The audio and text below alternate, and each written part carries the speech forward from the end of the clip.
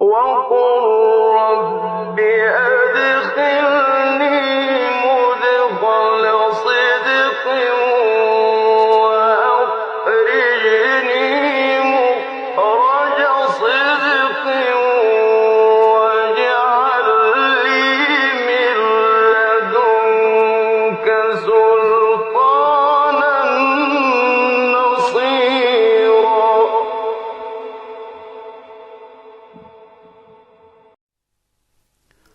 بسم الله الرحمن الرحيم والصلاة والسلام على أشرف المرسلين سيدنا محمد الأمين وعلى آله وصحبه ومن سار على نهجه إلى يوم الدين. اللهم لا سهل إلا ما جعلته سهلا وأنت تجعل الحزن إذا شئت سهلا.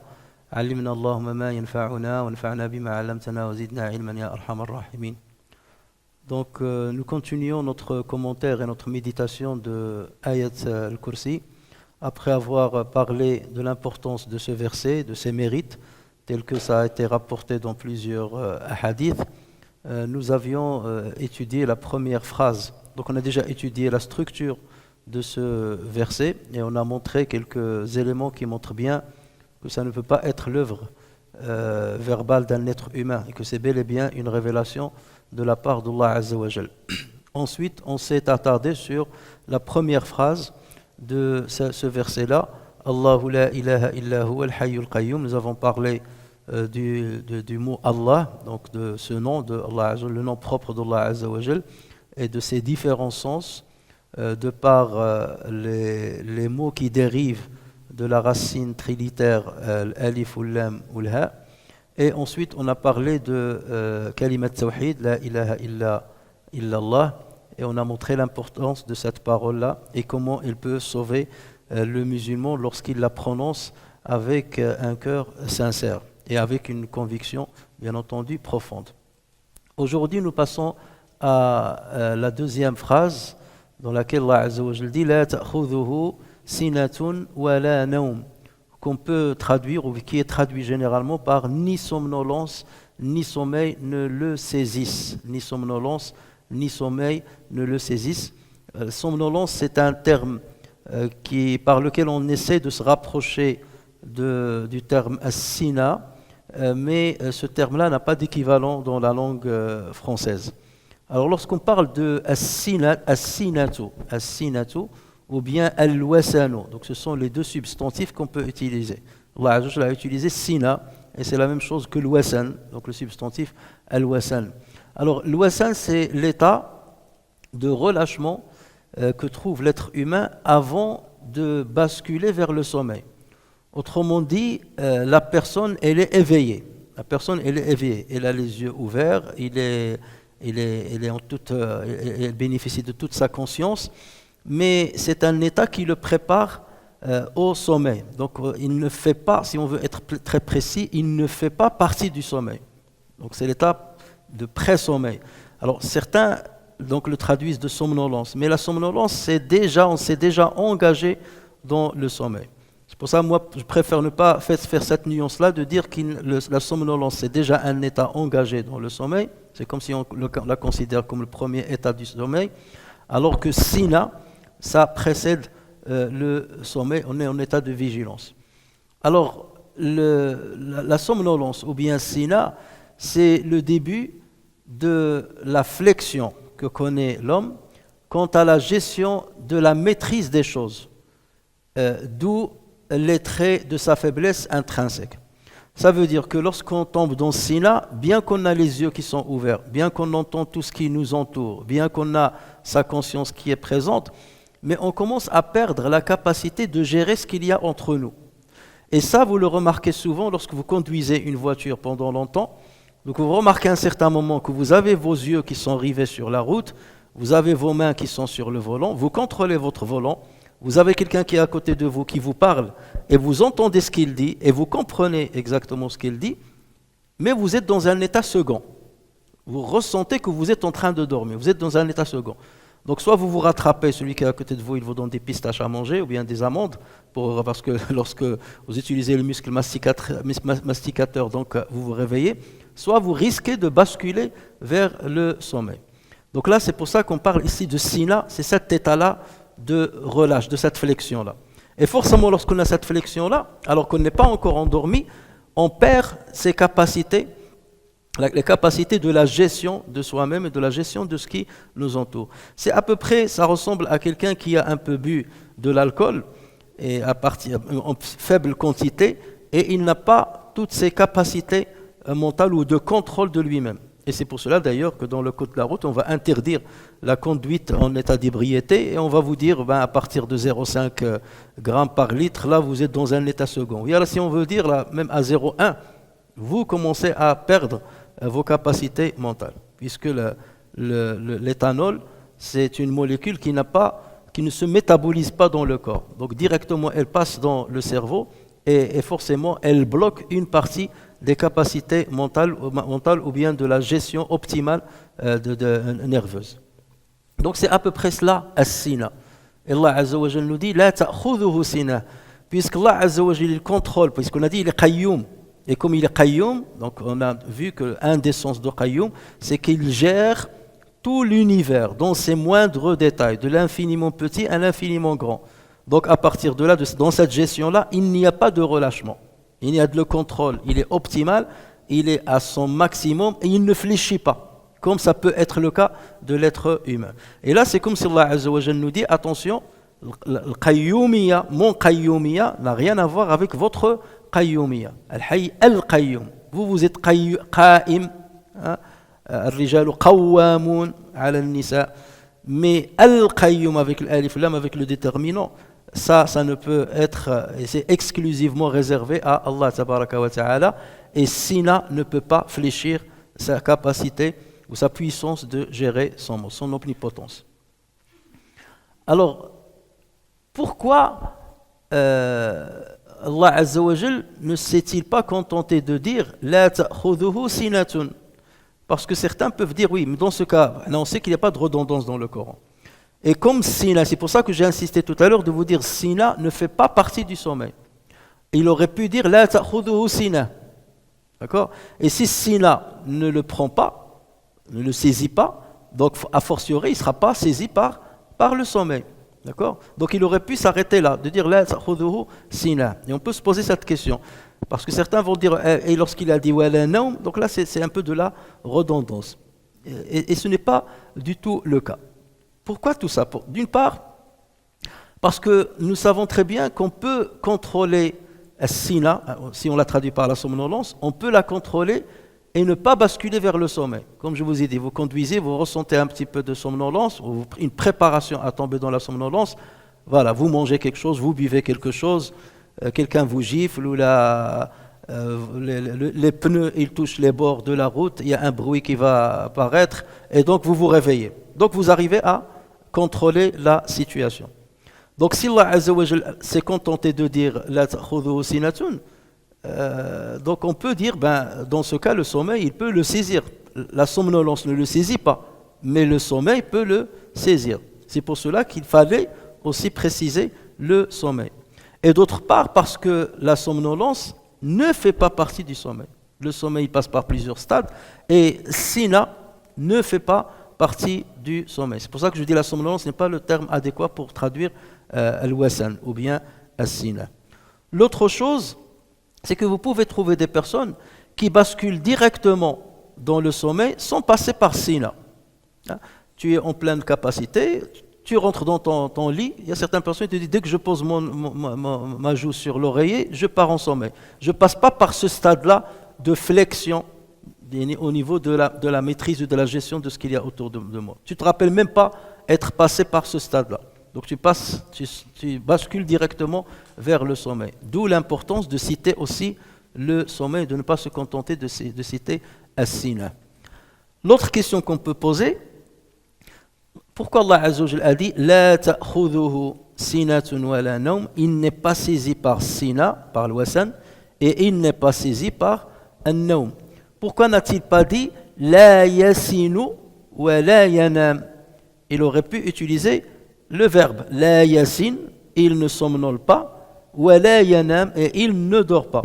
Lui, il a préféré dire il n'est pas saisi, la ta'khudhuhu, il n'est pas saisi par as-sina ni par an-nawm.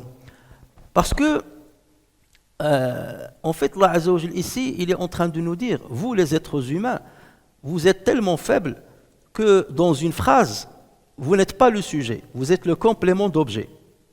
D'accord ? La somnolence se saisit de vous. La somnolence, c'est le sujet, se saisir, c'est le verbe, et vous, vous êtes le complément d'objet, le maf'ul bihi.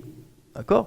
Donc déjà, dès que tu dis maf'ul bihi, ça veut dire qu'il y a une force au-dessus de toi. Hein? Darabtu, j'ai frappé Mohammed, voilà, j'ai frappé Amr. Donc Amr, c'est le maf'ul bihi. D'accord ? Donc il est en état de subordination par rapport à moi, le sujet. Allah Azza wa Jalla a voulu dire que lui, tu n'as pas à le mettre dans cette situation-là. Ou dans une phrase, il serait le complément. Il a dit la ta'khudhuhu sinatun wa la nawm.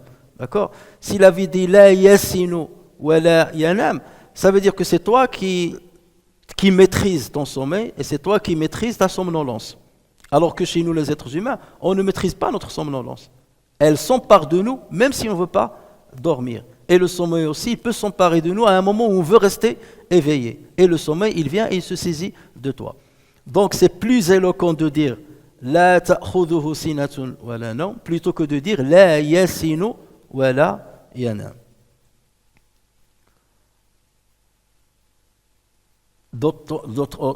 Par ailleurs, Allah Azza wa Jal veut nous montrer aussi que as-sina wa an-nawm, c'est Allah Azza wa Jal qui les impose à l'être humain.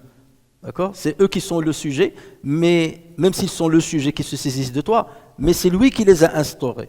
Il est au-dessus de la force de la somnolence et il est au-dessus de la force du sommeil parce que c'est lui qui les a instaurés. Et il te les a instaurés entre autres, bon déjà parce qu'il y a des bénéfices pour nous. Le sommeil, il a beaucoup de bénéfices pour l'être humain, même pour les animaux, voire même pour les végétaux.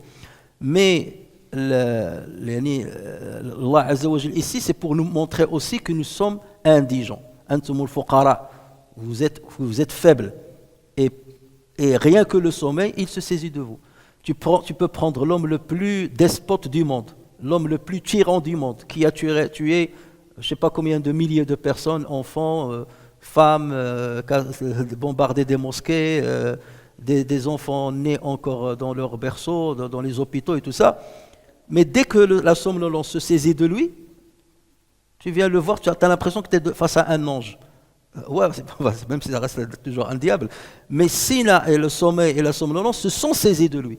Donc toute la force physique qu'il avait, voilà quelque chose qui est extrinsèque et on ne comprend pas son sens, qui n'est pas palpable physiquement. Elle vient et elle se saisit de lui et il perd toute la force qu'il avait. Et une fois il est dans cette position-là, tu fais de lui ce que tu veux. Ah, d'accord ? Donc là, Allah Azza wa Jalla aussi veut montrer que c'est lui qui a imposé ça à tout le monde. Et regardez ce qu'Allah Tabaraka wa Ta'ala, lorsqu'il a parlé de la situation des musulmans lors de la bataille de Badr, il a dit إِذْ يُغَشِّيكُمُ النُّعَاسَ آمَنَةً مِّنْهُ وَيُنَزِّلُ عَلَيْكُم مِّنَ السَّمَاءِ مَاءً لِيُطَهِّرَكُم بِهِ وَيُذْهِبَ عَنكُم رِجْزَ الشَّيْطَانِ وَلِيَرْبِطَ عَلَى قُلُوبِكُم وَيُثَبِّتَ بِهِ الْأَقْدَامَ. Les musulmans, ils avaient peur lors de la bataille de Badr. Ils étaient minoritaires par rapport aux polythéistes. Et Allah Azza wa Jal leur a imposé une somnolence, un nu'as. Là, la bonne traduction de nu'as, c'est la somnolence. Et la traduction de sina, c'est pas la somnolence. Parce que nu'as, il fait partie du sommeil. Nu'as, il fait partie du nawm. Tu es rentré dans le sommeil. Donc Allah Azza wa Jal a dit ici, idh yughashshikum, c'est Dieu qui vous enveloppe de sommeil. D'accord ? Donc c'est lui le sujet. Et vous êtes le complément d'objet. Et il vous impose ce sommeil-là dont vous ne comprenez pas le sens. Et quand il vous enveloppe de sommeil, amanatan minhu. Et regardez dans ce verset-là, il n'a pas dit amnan minhu. En général, on parle wa ij'alna al-bayta mathabatan lin-nasi wa amna. Ici, il a dit amanatan. Et toujours lorsqu'il parle de nu'as qu'il a imposé, dire d'une autre situation, Allah Azza wa Jalla, il a parlé de nu'as dans la bataille de Hunayn, si ma mémoire est bonne. Pareil, il dit amanatan. Ou l'amana, la différence entre amanatan et amnan, c'est que l'amana, c'est une sécurité avec une vigilance. Pourquoi ? Parce qu'ils sont en état de guerre. Si par contre, si Allah Azza wa Jalla leur a donné une somnolence qui les a complètement anéantis quelque part et pris toute leur force, et au point de se sentir en sécurité, donc ils seront plus vigilants. Alors qu'en face d'eux, il y a le clan adverse, il y a l'ennemi qui est en face. Donc, had amana, c'est-à-dire le sommeil est venu, ça leur donne un calme. Ça permet de reposer, mais en même temps, ils ont un amn, une sécurité relative, parce qu'ils ont un ennemi en face d'eux. C'est pour ça qu'il n'a pas dit amnan minhu, mais plutôt amanatan minhu. Et ceci était nécessaire pour renforcer le cœur des musulmans, pour leur donner du courage. Et nous savons très bien que parfois le sommeil, ou même la sieste, lorsqu'on la prend, même si elle est limitée, elle nous donne encore plus de force, même aussi minime soit-il. Mais c'est un besoin humain que de dormir. Alors, le sommeil, Allah Azza wa Jalla l'a instauré, puisque Allah parle de sinatun wa naum, ça nous engage. C'est-à-dire, lorsque je lis cette phrase dans Ayat al-Kursi, ça doit m'engager à méditer sur le sommeil et les bienfaits du sommeil ou les secrets du sommeil. Allah Azza wa Jalla a instauré le sommeil aussi pour nous donner ce qu'est l'exemple de la mort. Et c'est pour ça que le prophète sallallahu alayhi wa sallam, lorsqu'on lui a posé la question, est-ce que les gens du paradis dorment? Le prophète sallallahu alayhi wa sallam a dit, Al-nawmu akhul maut wa ahlul jannati la yanamun. Le sommeil, c'est le frère de la mort. Et les gens du paradis ne dorment pas. Parce que s'ils dorment, c'est comme s'ils sont morts. Et s'ils dorment, ils ne vont pas profiter des bienfaits du paradis. Alors, on sait très bien que lorsque tu es un enfant qui est excité, qui profite bien, tu lui donnes un jeu ou la PlayStation, il ne veut pas dormir. Tu lui dis, va dormir, c'est l'heure. Tu dis, non, je ne veux pas dormir. Pourquoi? Parce que je profite. Je suis tellement content et excité, je profite et je suis joyeux. Le sommeil devient un ennemi. Là où parfois le sommeil est un ami.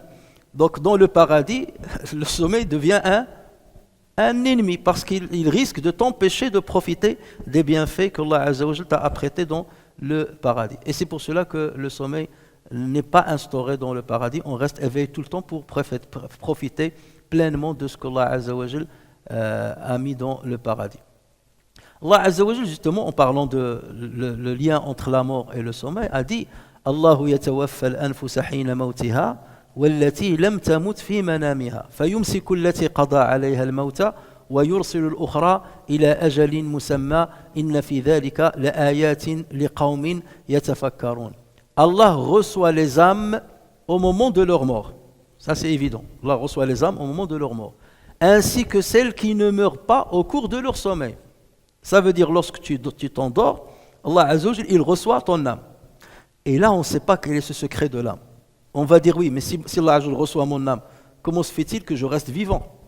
Parce que nous, la définition qu'on donne à l'âme, c'est celle qui permet de donner la vitalité à un corps. Là, en tout cas, Allah Azza wa Jalla nous informe qu'il reçoit l'âme. Mais forcément, donc, c'est là où il n'y a que des hypothèses qu'on va dire. C'est comme si on a deux types d'âmes. Il y a une âme végétative, c'est celle que nous gardons pendant le sommeil. C'est elle qui te permet de digérer alors que tu dors. C'est elle qui permet à ton cœur de battre alors que tu dors. C'est elle qui permet à la circulation sanguine de tourner, au cerveau de rêver, et ainsi de suite. Là, c'est comme un style d'âme. Mais il y a une âme qui est retirée, ou une partie de l'âme qu'Allah Azza wa Jalla nous retranche pendant notre sommeil. فَيُمْسِكُ الَّتِي قَضَى عَلَيْهَا الْمَوْتِ. Il retient l'âme à qui il a décrété la mort. Et ça, c'est le cas de celui, le matin, tu veux le réveiller, tu trouves qu'il est mort. C'est-à-dire, il te dit, il est mort dans son sommeil. Allah a retiré l'âme au moment de son sommeil et il ne lui a pas redonné. Il lui a retiré. وَيُرْسِلُ الْأُخْرَى إِلَى أَجَلٍ مُسَمَّى. Tandis qu'il renvoie les autres âmes jusqu'à un terme fixé. Et c'est pour ça que le prophète sallallahu alayhi wa sallam, à chaque fois qu'il se réveille, qu'est-ce qu'il dit? Alhamdulillahi alladhi ahyani ba'dama amatani. Louange à Allah qui m'a redonné la vie après m'avoir donné la mort. Mais j'étais pas mort, j'étais endormi. Mais c'était une simulation d'une certaine mort. On peut l'appeler une mort en tout cas. Et Dieu t'a redonné la vraie vie. Parce que lorsque tu dors, tu n'es plus toi-même quelque part. C'est pour ça qu'Allah d'ailleurs ne te juge pas sur les rêves que tu accomplis pendant que tu t'endormes. Al-qalam yurfa' ala al-na'imi hatta yastayqid. La plume n'écrit rien de ce que tu fais ou de ce que tu penses ou de ce que tu dis lorsque tu dors jusqu'à ce que tu te réveilles. Donc Allah Azza wa Jalla nous engage à travers le sommeil à mener cette réflexion sur ce qu'est la mort. Et c'est pour cela que le matin, lorsque tu te réveilles, tu dois dire mon âme était chez Dieu. Il l'avait retenue, il était chez lui. Là, il me la donne. Donc c'est une chance qu'il me redonne, une nouvelle journée qu'il me donne dans ma vie. Et donc je dois la saisir. Parce qu'arriverait un moment où il va la retenir une fois pour toutes. Et là, je vais dire, Rabbi rji'ouni la'alli a'malu salihan fima tarakt. Seigneur, fais-moi revenir. Peut-être que je ferai du bien dans ce que j'ai laissé derrière moi. Kalla, innaha kalimatun huwa qa'ila. Ce n'est qu'une parole que la personne dit. Wa min wara'ihim barzakhun ila yawmi yub'athun. Donc la personne qui est lucide d'esprit, c'est elle qui, à chaque réveil, se dit Allah Azza wa Jalla m'a donné une nouvelle vie, m'a donné une nouvelle chance, donc je dois mener à bien la journée que Allah Azza wa Jalla a mis à ma disposition et non pas recommencer dans l'égarement ou dans l'insouciance dans laquelle j'étais la veille. Alors, nous savons très bien que la langue arabe est très riche. Et je profite de l'occasion de parler du sommeil pour vous montrer que les Arabes, ils ont décrit le sommeil d'une manière très précise, chose qu'on ne retrouve aucunement dans les autres langues. Même maintenant, scientifiquement, lorsqu'on veut parler du sommeil, qu'est-ce qu'il te dit? Il te dit il y a la somnolence, il y a le sommeil stade 1, stade 2, stade 3 et le sommeil paradoxal. Et lorsqu'on veut décrire ces sommeils-là, on ne les décrit pas par rapport à l'état physiologique ou à la profondeur, ou là le sommeil profond, il parle du sommeil profond. C'est seulement par rapport au tracé de l'électroencéphalogramme. Donc il voit que l'électroencéphalogramme commence à s'aplanir, donc il te dit il est en stade 1, stade 2, et lorsqu'on parle donc sommeil profond, et après on bascule plusieurs fois dans une nuit, dans le sommeil paradoxal. Pourquoi ils l'ont appelé paradoxal? Parce que dans le tracé de l'électroencéphalogramme, on enregistre des pics et donc une courbe qui ressemble exactement à ce qu'on trouve chez quelqu'un qui est éveillé. L'activité du cerveau de celui qui dort, elle est la même que l'activité de quelqu'un qui est éveillé. Et pourtant la personne, elle est dans un sommeil profond. Et on dit que c'est en cette période-là qu'on commence à rêver. Ça veut dire que le cerveau, alors qu'il est endormi, il est mort quelque part, il y a une certaine mort qui est dans le corps, ton cerveau se transforme en un cinéaste, un scénariste, et il essaye de créer un scénario. En général, dans le scénario, toutes les frustrations que tu as dans la journée, tu ne les retrouves plus le soir. Tu étais pauvre, tu étais ignorant, tu n'étais apprécié par personne, et dans la nuit, tu rêves que tu es le meilleur, que tu es Superman, que tu es ceci, que tu voles, on n'aime pas, tu passes d'un pays à un autre, et ainsi de suite. Donc ça, c'est le cerveau quelque part qui te joue des tours. Et d'ailleurs, même dans ce sommeil-là, tu ressens le plaisir alors que le corps est endormi, alors que tu n'as pas une vraie conscience. Tu ressens le plaisir, tu ressens la douleur, d'accord? Tu peux crier, mais tu ne cries pas, donc il y a un blocage. Et tu peux sentir la joie au point, et même d'avoir les effets de ta joie dans ton sommeil, comme par exemple le rêve charnel. Donc physiquement, tu dis, il est éveillé, parce qu'il a éjaculé pendant le sommeil. Mais dans la réalité des choses, il était inconscient. Oui. Et rien que ça, normalement, on doit méditer sur ça. Les Arabes, ils ont déterminé 9 stades, ou on va dire 8, dans le sommeil. Il y a ce qu'on appelle nu'as. Mais nu'as, alors là, je le mettrai comme premier stade du sommeil. Et nu'as, donc c'est le début du sommeil. C'est ce que je traduirais moi par somnolence. Adawa nu'as. Idh yughashshikumun nu'asa amanatan minhu. Allah Azza wa Jalla l'a cité comme ça dans le Coran. Mais avant ça, il y a l'wasan. Parce qu'il y a certains savants qui considèrent l'wasan après le nu'as. Et moi je dirais non, l'wasan, la ta'khudhuhu sinatun. L'wasan se détache de nu'as. Ce n'est pas un stade qui fait partie du sommeil. Il précède même le nu'as. Et je l'ai expliqué. Donc l'wasan, c'est plutôt une lourdeur qui prépare la personne, une lourdeur dans la conscience, qui prépare la personne au sommeil. Donc on parle de l'wasan. C'est de là où vient le terme sinatun. La ta'khudhuhu sinatun. Ensuite, les Arabes parlent de tarniq. At-tarniqu. Et tarniq, les savants disent, huwa mukhalatatu an-nu'asi lil-'ayn. C'est lorsque le sommeil commence à s'emparer des yeux. C'est lorsque tu commences, les yeux ils deviennent très lourds, tu ne peux pas les maintenir. Là, d'habitude, nos yeux ils sont ouverts normalement.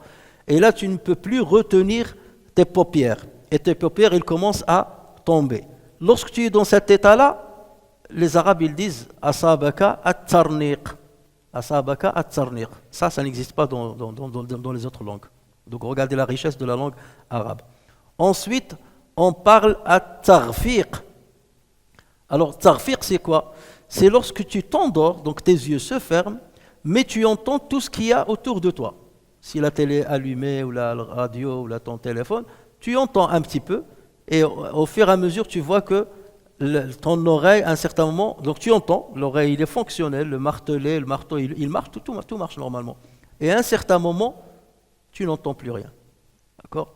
Ceux qui entendent par exemple des conférences avant de dormir, tu commences la conférence, à un certain moment, tu n'entends rien. Jusqu'à ce que tu te réveilles, tu trouves que tu es à la fin de la conférence. 1 heure après, tu n'as rien entendu après. Et pourtant, le martelet, il marchait. Parce que la parole, c'est quoi? C'est des vibrations de l'air qui vont passer dans ton oreille. Donc le martelet, le tampon, tout ça, tout fonctionne normalement. Mais pourtant, tu n'entends rien.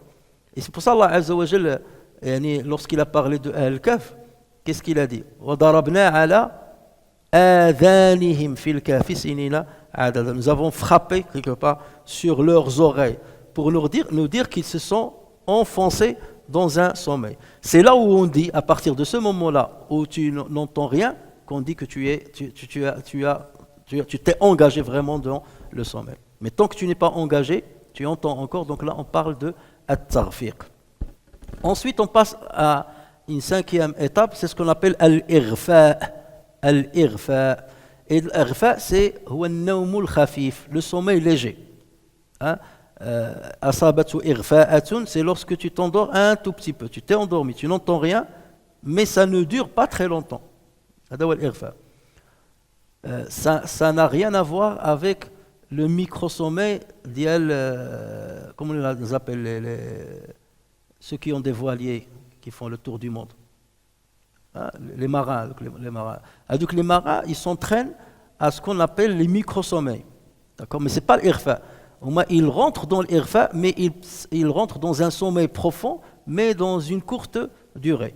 Parce que sans ça, ils peuvent pas, ils deviendraient fous. Ils sont obligés d'apprendre certaines techniques pour s'enfoncer dans le sommeil, pour récupérer certaines capacités physiques. Parce que si tu ne rentres pas dans le sommeil approfondi, il y a une grande fatigue que tu vas remarquer le lendemain. C'est pour ça que ceux qui souffrent de l'apnée du sommeil, ils ressentent toute la journée une fatigue atroce. Et à chaque fois, ils tombent dans le sommeil, il est fatigué, il ne maîtrise rien. Et en général, lorsqu'on on étudie leur sommeil avec des capteurs et tout ça sur le cerveau et tout, on remarque qu'ils font plusieurs apnées dans la nuit. La personne ne s'en rend pas compte et il peut même mourir pendant son sommeil. Et donc, les apnées, lorsqu'ils se multiplient chez une personne, ça risque d'être grave pour sa journée. Ensuite, on passe à un autre stade qu'on qualifie par 3 termes. Soit on l'appelle at-tahwim, ou bien on parle de l'ghirar, ou bien on parle de tihja'. Alors là, c'est le nawm thaqil, c'est le sommeil long.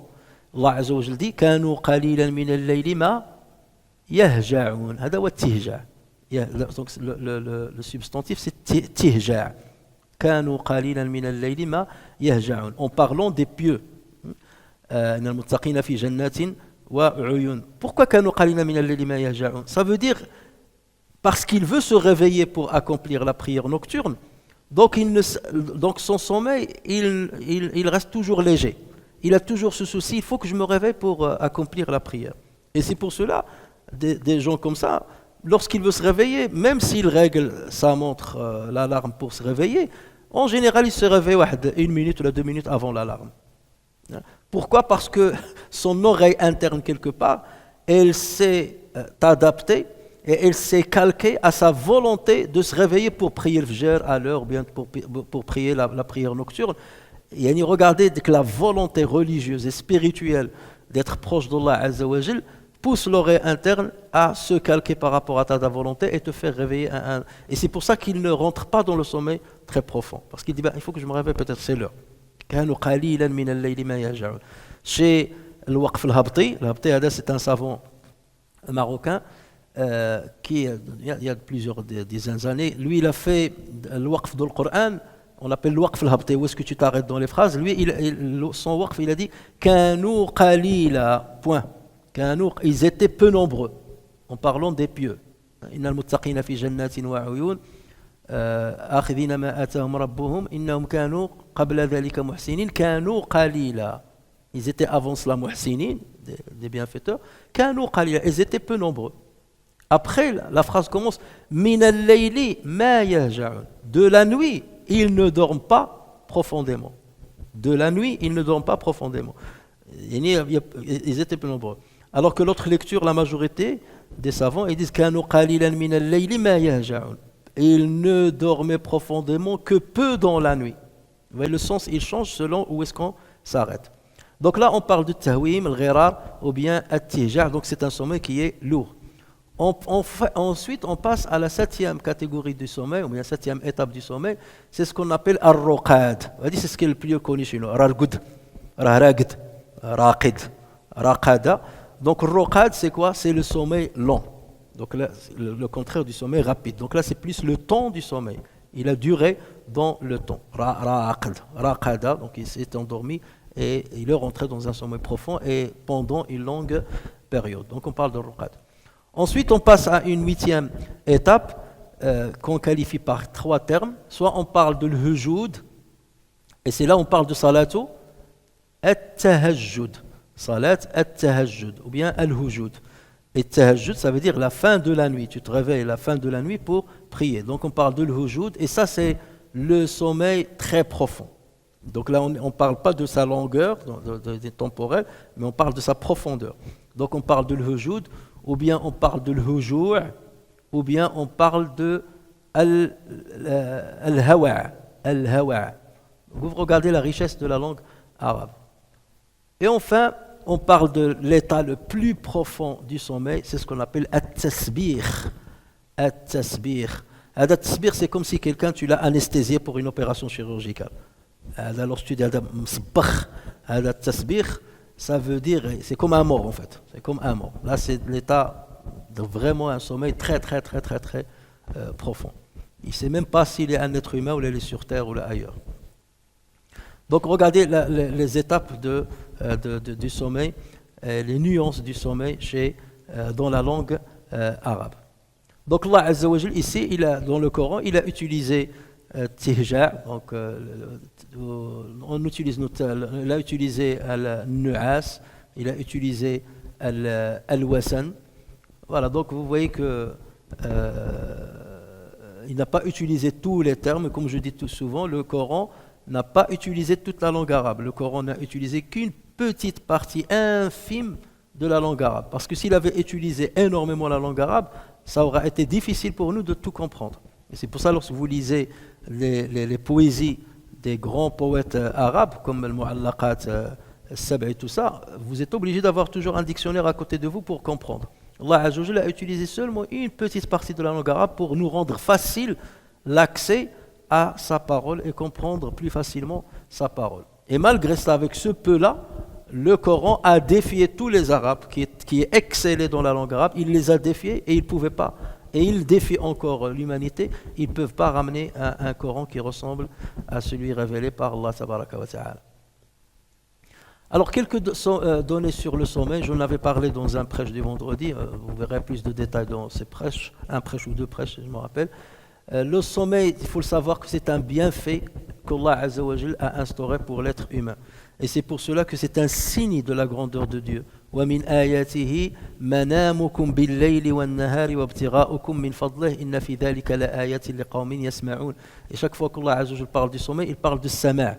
Parce que dans le sommeil, on ne voit pas, on ferme les yeux. Il n'y a que les oreilles qui sont théoriquement fonctionnelles, mais le cerveau, la zone auditive, n'est plus fonctionnelle. Même si l'outil de l'oreille interne, il marche, mais l'air auditif qui se trouve dans la partie pariétale du cerveau, elle est non fonctionnelle. Donc là, je le dis, et parmi ces signes, votre sommeil la nuit et le jour, et aussi votre quête de sa grâce, il y a en cela des preuves pour des gens qui entendent. Nous savons très bien qu'un être humain, il dort moyennement entre 7 et 8 heures. Aujourd'hui, on dort moins longtemps qu'avant parce qu'on a les écrans, on a la télé et ainsi de suite. Ça veut dire qu'on dort à peu près le 1/3 de notre vie. Quelqu'un qui a vécu 60 ans, il a passé 20 ans à dormir. Il a perdu, si on ose dire ça, même si ce n'est pas une perte, il a perdu 20 ans de sa vie à dormir.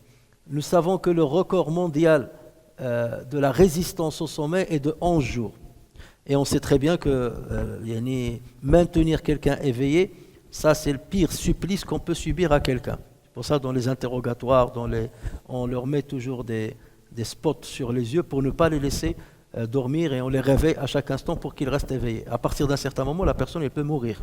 Et on ne peut pas résister trop à l'éveil.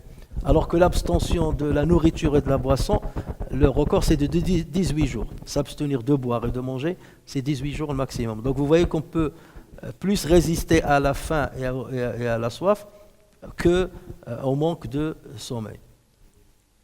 Alors comme j'avais dit, pas de sommeil, il n'y a pas de sommeil dans le paradis. Sachez que tous les animaux dorment. Et Allah Azza wa Jal, lorsqu'il parle des animaux en disant وَمَا مِن دَابَّةٍ فِي الْأَرْضِ وَلَا طَائِرٍ يَطِيرُ بِجَنَاحَيْهِ إِلَّا أُمَمٌ أَمْثَالُكُمْ مَا فَرَّطْنَا فِي الْكِتَابِ مِنْ شَيْءٍ. Nulle bête marchant sur terre, nul oiseau volant de ses ailes qui ne soit comme vous en communauté et qui vous ressemble dans certaines caractéristiques, parmi lesquelles le sommeil. Nous n'avons rien omis d'écrire dans le livre. Alors, pour dire qu'un organisme dort, il y a des conditions qu'il faut respecter. D'abord, on considère un état physiologique donc, comme étant un sommeil lorsqu'il y a 3 conditions qui se rassemblent. S'il n'y a pas ces 3 conditions, on ne parle pas du sommeil. La première condition, c'est qu'il y a une restriction de l'activité physique et physiologique. Lorsque nous on s'endorme, on ne bouge pas, les muscles se relâchent, le tonus musculaire se relâche, et même certaines activités physiologiques diminuent, comme par exemple l'écoute. L'écoute, il diminue, la vue, donc elle s'arrête complètement, et même le cerveau, il diminue son activité. Donc il y a un freinage, une restriction de l'activité physique et physiologique. Deuxièmement, il y a un retard dans la vitesse de réponse à un stimulus externe, ou de réaction à un stimulus externe. Lorsque tu dors, on fait comme ça, ou là on t'appelle, peut-être que tu n'entends pas la première fois, ou bien tu réagis très lentement. Et c'est pareil lorsque tu t'endors dans le volant, tu ne réagis pas aussi vite que lorsque tu es éveillé, même si les yeux sont ouverts. Donc là, la réaction devient très lente, un stimulus extérieur. Donc ça, c'est la deuxième condition. Et la troisième condition, c'est qu'un organisme ne peut pas vivre ou ne peut pas revenir à un état de fonctionnement optimal si on le prive de cet état physiologique du sommeil. Soit il devient fou, tu peux rendre un être humain fou si tu le laisses éveillé très très longtemps, ou bien il ne revient pas à son état optimal, ou s'il revient, il revient d'une manière déséquilibrée, si on le prive. Donc dès que ces 3 conditions sont rassemblées, on parle de sommeil. Donc en appliquant ces 3 conditions à certains organismes, on a constaté, les scientifiques ont constaté, contrairement à ce qu'on pensait auparavant, que plusieurs animaux dorment. C'est le cas des cétacés, alors qu'ils nagent tout le temps. Et vous savez que les cétacés dans la mer, ou bien les faucidés comme les phoques, ils sont obligés de respirer, de monter à la surface pour les baleines. Il faut qu'ils montent à la surface pour respirer. Donc s'ils s'endorment complètement, ils risquent de se noyer. Donc on a remarqué qu'ils dorment à moitié. Il y a un hémisphère qui s'endorme, donc son état physiologique, il rentre dans le sommeil, et l'autre hémisphère, il reste fonctionnel. Donc c'est le cas des cétacés, c'est le cas des faucidés, c'est le cas des oiseaux. Même les oiseaux, même par exemple les poules, elles s'endorment en moitié, et d'ailleurs parfois vous voyez qu'il y a un oreille qui se ferme et l'autre oreille qui reste éveillée. Donc ils alternent, il y a 2 sommeils dans le premier hémisphère, et après ils passent au deuxième hémisphère. Ce qu'on ne trouve pas forcément dans certains poissons comme les requins, ils se mettent parfois contre un courant d'eau et ils ouvrent donc leur gueule pour que l'eau rentre et sort par les branches, ce qui permet de faire rentrer l'oxygène dans leurs branches. Donc dans ce cas-là, il est vraiment en état de léthargie, en état de sommeil, et les 2 hémisphères s'endorment. Alors que d'autres animaux, ce n'est pas du tout le cas. Il y a un oiseau très particulier qu'on appelle le marinet noir. Il ressemble à l'hirondelle, sauf qu'il est tout noir. C'est un oiseau qui vole très longtemps dans les airs. Et le record qu'on a trouvé, c'est qu'il peut rester dans les airs 4 ans. 4 ans sans descendre de l'air, du ciel. Comment ça se passe? Ça veut dire lorsqu'il est clos, là sa maman donc elle pond l'œuf, c'est là où il descend par terre, seulement pour couvrir les œufs. Une fois l'œuf est clos, donc le petit, lorsqu'il prend son premier envol, il peut rester dans l'air 4 ans. Et il descend seulement lorsqu'il a copulé. Il mange dans l'air, il mange les insectes dans l'air, et il copule dans l'air. D'accord? Et il ne descend que pour pondre, ou bien pour couvrir ses œufs. Donc la première fois qu'il descend, c'est 4 ans après son premier envol. Imagine. Et il dort en volant. C'est là où il faut. C'est pour ça qu'on vous parle, lorsque je nous parle de sommeil. Tous ces versets-là qui parlent du sommeil dans le Coran, ça doit nous inviter à mener des réflexions scientifiques cette fois-ci. Alors le Coran, il abonde avec des flashs comme ça qu'il nous donne pour nous inviter à creuser scientifiquement sur la diversité qu'Allah a créée et sur chaque domaine et voir comment Allah a adapté ce domaine selon l'animal ou selon le végétal qu'on a face à soi. Et c'est là où tu vois la grandeur du Créateur. Comment il a géré tout ça, comment il a conçu ça dès le départ et comment il le gère à chaque instant. C'est là où tu te rends compte de la grandeur de Allah tabaraka wa ta'ala. Alors, on a aussi déterminé que les oiseaux qui dorment sur les branches, plutôt que le sommeil relâche le tonus musculaire, parce que normalement, lorsque tu t'endors, le tonus musculaire se relâche. Et lorsqu'il se relâche, tu n'as plus de la puissance de bien tenir. Il y a un système de cadenas qui se fait avec un certain muscle qui se trouve dans leurs pattes et qui tient leurs phalanges. Et lorsqu'ils s'endorment, le muscle-là, son relâchement, provoque comme une fermeture, comme un cadenas.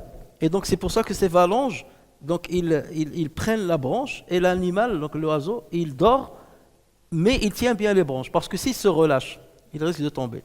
Mais la tenue de muscle, le muscle, il est en sous-tension, et il tient mieux, ce qui est inverse à ce qu'on devait s'attendre. Et pour que vous compreniez un petit peu, c'est comme lorsque par exemple tu contractes certains muscles, tu relâches les autres. Donc le relâchement permet de cadenasser les phalanges autour de la branche. Les recherches actuelles montrent que même les plantes dorment. Même les plantes, elles, dorment. Les fleurs aussi dorment. On pensait que les fleurs se réveillent avec le matin et qu'ils dorment la nuit, mais on a découvert qu'il y a des fleurs qui ne se réveillent que la nuit et pour se faire polliniser notamment par les papillons de nuit, les papillons nocturnes.